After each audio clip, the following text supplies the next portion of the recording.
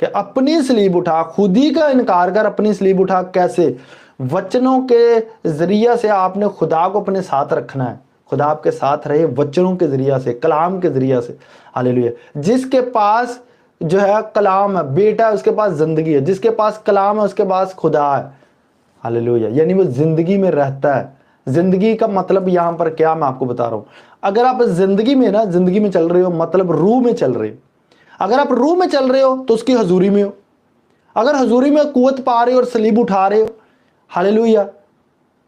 کیونکہ بائبل کہتی ہے کہ جسمانی نیت جو ہے وہ موت ہے، ہاللیلویہ، اور روحانی نیت زندگی۔